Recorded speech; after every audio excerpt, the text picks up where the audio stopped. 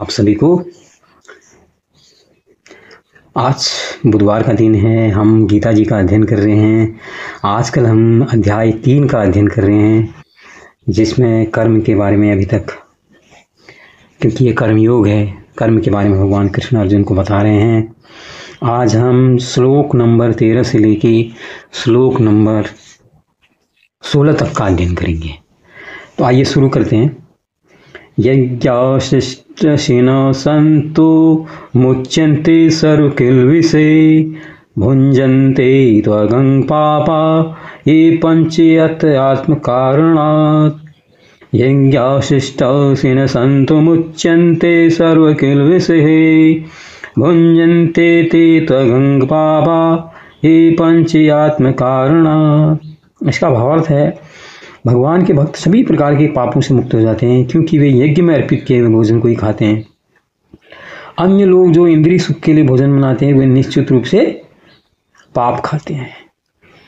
यहाँ पर क्या है, आप जो प्रकृति के हिसाब से जो चल रहे हैं, जो व्यवस्था भगवान ने बनाई है, सृष्टि ने बनाई है, अगर हम उस सृष्टि के हिसाब से अपना सब कुछ पालन कर रहे हैं, सृष्टि के साथ सामंजस्य बना के अपने अन्न उगा रहे हैं, केमिकल नहीं डाल रहे हैं, फर्टिलाइज़र नहीं डाल रहे हैं, और उसको जो ऑर्गेनिक तरीके से वैसे हम खेती कर रहे हैं, उन्हीं तरीके से हम पशु पक्षियों को डिस्टर्ब कर रहे हैं अपने खान पान के चक्कर में, तो वो एक प्रकार से क्या है, वो कह रहे हैं कि वो यज्ञ है, वो भगवान को दिया जा रहा है। अगर पूरी व्यवस्था हम जिसको बनता है वो देते हम जा रहे हैं, तो वो कहते हैं कि वो हम यज्ञ कर रहे हैं।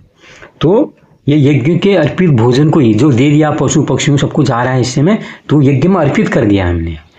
ऐसा जो भोजन खा रहे हैं, कहा गया इसमें कि वो लोग पाप से मुक्त हो जाते हैं। और लेकिन जो लोग देखो वहाँ पशु भी काट रहे हैं और दूध का उत्पादन बढ़े, तो जानवरों को अल्टोक्सिन के इंजेक्शन, तनी दुनिया भर के इंजेक्शन लगा रहे हैं, और खेतों में पता नहीं क्या क्या विषैले केमिकल मिला रहे हैं ताकि उनकी पैदावार बढ़ जाए, क्योंकि सबकी इच्छा क्या है, पैसा कमाना है। जब भाव ऐसा होता है, जब उसके पीछे भौतिकता आती है, दौलत कमाने की चाह आती है, जब इस उद्देश्य से अन्न का उपभोग किया जाता है, तो इसमें कहा गया कि वो एक प्रकार से क्या है, वो पाप है। हम लोग पाप खा रहे हैं। जब हम सृष्टि की, प्रकृति की व्यवस्था के हम बाहर जाके काम कर रहे हैं, उससे हम जो भी कर रहे हैं, अपना भरण पोषण अगर ऐसे तरीकों से कर रहे हैं, तो वो पाप है। प्रकृति के साथ जुड़ के हम जो भी काम कर रहे हैं, क्योंकि हम प्रकृति को समर्पित कर रहे हैं, यज्ञ में शामिल हो रहे हैं, तो वो पाप मुक्त हो जाते हैं, ऐसे लोग, ये कहा गया है। आइए दूसरा श्लोक है, अन्नाद भवन्ति भूतानि पर्जन्याद संभव यज्ञाद भवति पर्जन्यो यज्ञः कर्म समुद्भवः। अन्नाद भवन्ति भूतानि पर्जन्याद संभव यज्ञाद भवति पर्जन्यो यज्ञः कर्म समुद्भवः। अब यहाँ पर क्या कह रहे हैं, इसमें लिखा है कि सारे प्राणी अन्न पर आश्रित हैं, जो वर्षा से उत्पन्न होता है। वर्षा यज्ञ संपन्न करने से होती है, और यज्ञ नियत कर्मों से उत्पन्न होता है।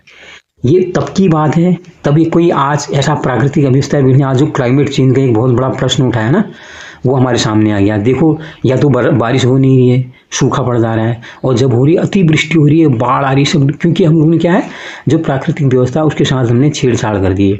हम ट्रैकिंग करने हिमालय पे जा रहे हैं, हमने जो सुनसान निर्जन इलाकों में हमारे धाम बने हुए थे, जो तीर्थ स्थल बने हुए थे, वहाँ पर आज हमने इनको पर्यटक स्थल बना दिया, कर दिया ना हमने छेड़छाड़, हमने कर दी गड़बड़ी। और हम ऐसी चीज़ों का इस्तेमाल कर रहे हैं जो प्रकृति को नुकसान पहुँचा सकती हैं। तो हमने पूरी व्यवस्था बिगाड़ दी थी, और कई जगह सूखा भी पड़ रहा है, अन्न की कमी हो जा रही है। तो यहाँ पर यही किया है कि सारे प्राणी अन्न पर आश्रित, जितने भी जीव यहाँ पर हैं, जो जीवित हैं, चाहे चींटी से लेके हाथी तक जो भी हैं, सबको अन्न चाहिए। और अन्न क्या होता है, वर्षा से होता है, और यज्ञ संपन्न करने से वो वर्षा होती है। मतलब आप प्राकृतिक व्यवस्था के हिसाब से अगर चल रहे हो, तो समय पर बारिश होगी, समय पर ठंड होगी, समय पर गर्मी होगी। आज ऐसा नहीं हो रहा, हमने पूरी व्यवस्था छेड़ दी, हमने यज्ञ कर ही नहीं रहे। मतलब यज्ञ वही था कि सृष्टि के हिसाब से अगर हम चल रहे होते, तो उसको हम कहते हैं वो यज्ञ है, लेकिन यज्ञ हमने करना छोड़ दिया है। हम तो पूरी व्यवस्था को बिगाड़ने लगे हैं। ओजोन लेयर फट रही है, तापमान रोज बढ़ रहा है। आप देखो दिवाली के बाद इतनी भयंकर ठंड हो जाती थी, अभी कुछ ठंडी महसूस नहीं हो रही है, लेकिन हम लोगों को कोई मतलब नहीं है। हम लोग लगे पड़े हैं, भोग रहे हैं बस किसी तरह से इस धरती को छेड़ना पड़े, जंगल काटने पड़ जाए, पानी को प्रदूषित करना पड़ जाए, हवा में जहर घुल जाए, हमें इससे कोई मतलब नहीं। मैं मेरे भोग के साधन मिल जाए, हमको उसमें खुशी है। बस हम क्या है, हम यज्ञ थोड़ी कर रहे हैं, यही है, ये चीज़ समझने की है। तो ये कितना है, आज से कितने वर्षों पहले ये ग्रंथ लिखे गए और कितनी आज में भी कितने प्रासंगिक हैं। इसीलिए श्रीमद् भागवत गीता को विश्व के अधिकतर लोग सराहते हैं, इसको अनुकरणीय मानते हैं। आइए श्लोक है आज का 15वां श्लोक। कर्म ब्रह्मोद भवं विद्धि ब्रह्माक्षर समुद्भवम् तस्मात् सर्वगतं ब्रह्म नित्यं यज्ञे प्रतिष्ठितम्। कर्म ब्रह्मोद्भवं विद्धि ब्रह्माक्षर समुद्भवम् तस्मात् सर्वगतं ब्रह्म नित्यं यज्ञे प्रतिष्ठितम्। इसका भावार्थ है, वेदों में नियमित कर्मों का विधान है और ये वेद साक्षात श्री भगवान से प्रकट हुए हैं। फलतः सर्वव्यापी ब्रह्मा यज्ञ के रूप में सदा स्थित रहता है। जितने भी कर्म हैं सबके लिए निर्धारित हैं, हर जीव जंतु के लिए, प्राणी के लिए, चींटी से लेकर इंसान तक के लिए, सबके लिए कर्म निर्धारित किए गए हैं। किसको क्या खाना है, किसको शाकाहारी रहना है, किसको मांसाहारी रहना है। लेकिन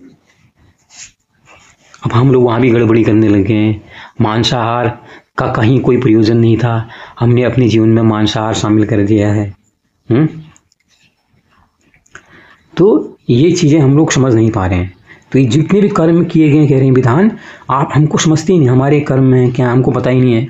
हम जो जानवर मिल रहा है क्या, कौन सा हमने जीव छोड़ा है जिसको हमने नहीं खाया हुआ है। हम इतना ज़्यादा दोहन कर रहे हैं, इतना ज़्यादा हम उसमें लगे हुए हैं। ये तो हमारे लिए कई लोग कहते हैं कि मैनुअल है हमारे जीवन की, श्रीमद् भागवत गीता बिल्कुल मैनुअल। इसमें साफ साफ लिखा गया है, प्रकृति के साथ जुड़ के रहो, सारे तुम्हारे जो शरीर की जो संरचना की बनाया गया है उस शरीर की संरचना को समझो, उस संरचना के हिसाब से अपने कर्म करो। तो ऐसे कर्मों में वो कहते हैं कि ब्रह्मा जी सदैव स्थित रहते हैं, ऐसे कर्मों को करो। आइए श्लोक नंबर 16 आज का अंतिम श्लोक। एवं प्रवर्तितं चक्रं नानुवर्तयति यः आघायिरेन्द्रियारामो मोघं पार्थ स जीवति। एवं प्रवर्तितं चक्रं नानुवर्तयति यः आघायिरेन्द्रियारामो मोघं पार्थ स जीवति।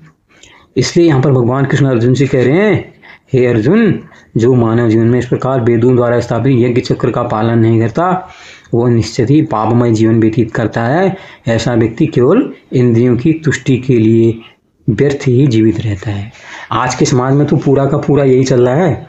आदमी जो है, सरकारी कर्मचारी रिश्वत लिए जा रहे हैं, खूब चाहिए, बैंक में इतना पैसा जमा कर देते हैं, घरों में उनके कैश मिल रहा है, हाँ बड़ी बड़ी गाड़ियाँ उनको चाहिए। और देखो तबीयत मौतें भी कैसी हुई, जवान बच्चे जो हो रहे हैं वो मर जा रहे हैं, क्योंकि भोगमर रतून खान पान इतना बिगाड़ दिया है जो हमारी व्यवस्था की नहीं था। जो वेदों अनुकूल जो कहा गया है उसका मतलब यह है, जो हमारे लिए सृष्टि ने जिस तरह से हमारी शरीर की रचना की थी उसका हम पालन नहीं कर रहे हैं। हम लोग सारे लोग मांस भक्षी हुए। भारत जैसे देश में आज 60% ज़्यादा लोग मांसाहारी हो गए हैं। तो तभी बीमारियां भी हो रही, इतनी बीमारियां, कैंसर हो रहा है, सारी चीज़ें हो रही हैं। हमारे खाने में जहर मिला, हम उत्पादन बढ़ाने के लिए जहर मिला रहे हैं खाने में।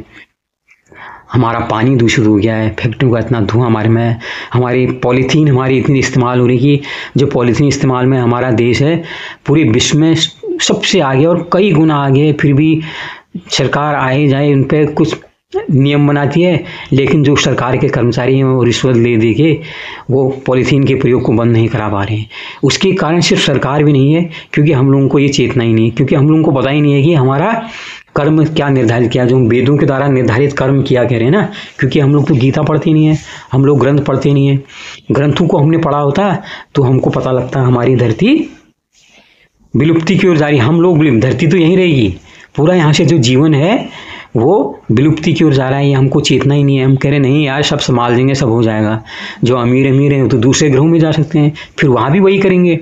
क्यों नहीं हम अपने जीते जी प्रयास करें इस धरती के संरक्षण के लिए। तभी तो लिखा है अगर वेदों के हिसाब से कर्म करोगे तो पूरा सिस्टम सही रहेगा, लेकिन हमने वो कर्म नहीं किए उस हिसाब से। यहाँ पर वेदों का अर्थ भी यहाँ पर यही है, जो निर्धारित हमारे शरीर के हिसाब से, संरचना के हिसाब से जो कर्म किए गए हैं वो हमको समझने चाहिए। तो ये थे आज के श्लोक। हो सकता है मेरी विवेचना से आप सहमत भी नहीं हों, लेकिन मैं चाहता हूँ आप लोग पढ़िए, श्रीमद् भागवत गीता को अपने जीवन का हिस्सा बनाइए, अपने जीवन को उज्जवल बनाइए और एक बढ़िया जीवन जिए। बहुत बहुत धन्यवाद। नमस्कार। जुड़ने के लिए लाइक कीजिए, शेयर कीजिए, सब्सक्राइब कीजिए।